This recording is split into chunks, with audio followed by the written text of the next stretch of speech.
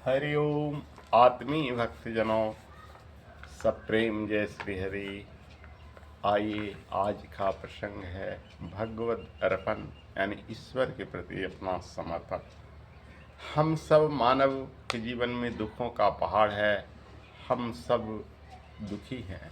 मानो तो यह संसार दुखालय ही है, यह जीवन दुखों का घर है। हर मनुष्य यहाँ दुखी है, परंतु लोग दुखों के कारण को नहीं जानते, दुख को नहीं पहचानते। यही हमारी मूल अज्ञानता है। हमारा प्रयोजन पूरा हुआ या नहीं हुआ, दुख इस बात का है कि ईश्वरीय धरोहर को पूर्ण रूप से हम उत्सर्ग के मार्ग पर नहीं लग पाए। इसके लिए क्या हमें करना है? सर्वप्रथम यह मानना पड़ेगा कि वास्तव में दुख तो है। उस दुख का कारण क्या है? दुख का कारण भौतिक नहीं, हमारे अंतःकरण यानी हमारे हृदय में मौजूद है। उसे जिसने सुलझाया वो स्वयं बाह्य घटनाओं की प्रवेश को स्वीकारता नहीं है। वह उसे तो परमात्मा के प्रकाश सहज ही प्राप्त हो जाते हैं। यही उसकी नियति है। जिसके पास अपने अंतःकरण के शोधन की नीति है, जीवन की परिस्थितियों को सुलझाने और उससे अपने मार्ग पर बढ़ने चलने का साहस है, उसे प्राप्त है। यदि हम अपनी आत्म प्रेरणा से विमुख नहीं हैं, तो हमें सच्ची शांति के दर्शन हो चुके हैं एवं हमारा जीवन किसी प्रकार के चाल चलन से परे है, तो समझना चाहिए कि ईश्वर की हम पर महान कृपा है, महान अनुकंपा है। इससे बढ़कर कुछ हो ही नहीं सकता। हृदय की दिव्य भावना का उजागर होना एवं उसके जीवन में काया कल्प की दिशा में बढ़ना, यही तो ईश्वर का विधान है।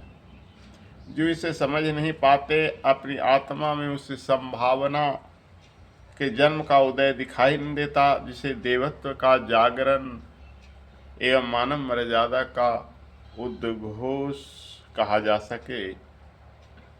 हम सबको अपनी आत्म प्रेरणा को समझना चाहिए। वह क्या चाहती है? क्या भौतिक संसार उसे प्रिय है या किसी दिव्य प्रयोजन के लिए कार्यान्वित होना चाहिए? क्या आत्मा की सदा रहने वाली सत्ता से उसे प्रीति है या इस संसार के भटकावों के कुहासों के साथ मध्य विचलित हो जाने से? हमें यह समझना चाहिए कि हमारे अंदर और बाहर महान धरोहर का निवास है। हमारे अंतःकरण में ईश्वरीय क्षमता है और हमारा अंतःकरण ईश्वरीय विधान की प्यासी है और हम उसके नीति व्यवहार के अनुसार चलें। जो ऐसा कर सका उसका जीवन संवर गया, क्योंकि हृदय में विराजित महान आत्मा ईश्वरीय संसर्ग से पूर्ण मुक्त हो जाती है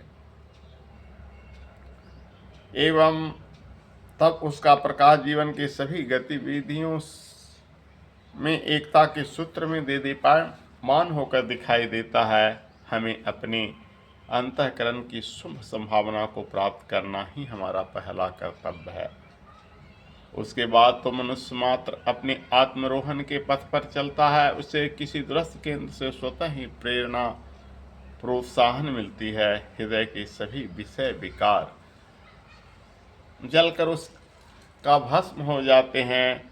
तब वह साधारण नहीं, असाधारण प्रतिभा संपन्न धनी व्यक्ति कहलाता है। इसके लिए पूर्ण रूप से मनुष्य को जागृत होना चाहिए। ऐसी कौन सी बातें हैं जिन्हें हमें जकड़ रखा है? हम कहाँ जाएं जो आवश्यक समाधान प्राप्त कर सकें?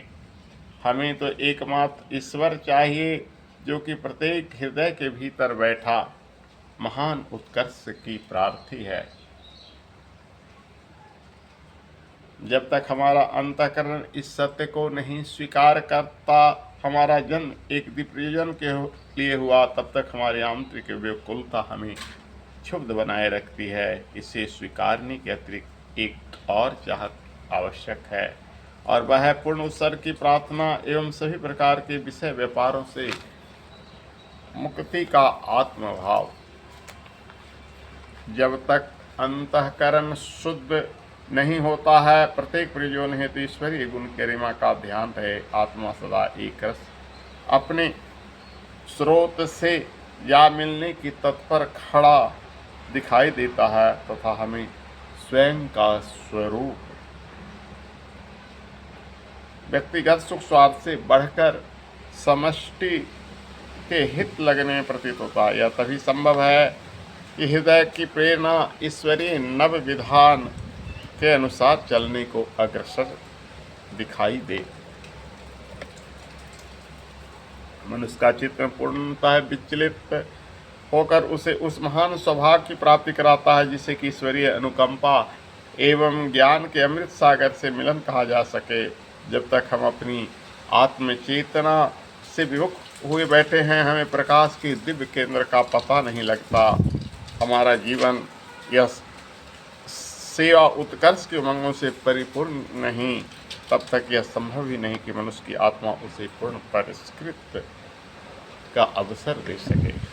ऐसा तब होता है जब हमारा आत्मन एक तत्वदर्शी एवं सत्यतापरायण हो जाए। उससे विषयों का भ्रमजाल कभी नहीं अपने केंद्रीय धरोहर से विमुख न होकर एवं तब मनुष्य का स्वरूप अत्यंत उज्ज्वल गति को प्राप्त करता है। वह कसाय कल्मशों से मुक्ति एवं हर प्रकार की दुविधा समस्या का अंत। जब हम ऐसा करने में समर्थ हो जाएंगे तो जीवन सदा निश्चित एक प्रेरणा से ओतप्रोत दिखाई देगा। हमें इसे चमत्कार या ऐश्वर्य आदेश का परिवहन कहना चाहिए एवं फिर मनुष्य जागरूक हो इस धरती का विचरण करने का अधिकारी बनता है। दुख का केंद्र बिंदु है अंतःकरण का विषयों के प्रति ग्रस्त होना। जब हम इससे उबर जाएं तो समझना चाहिए कि हमने ईश्वरीय प्रकाश के साथ जग में रहना सीख लिया। उसे ही ईश्वरीय समर्पण का पर्याप्त प्रयास शब्द कहा गया है और जब ईश्वरीय समर्पण होता है तो हम सभी विकारों से मुक्त हो जाते हैं। हरि ओम तत्सत।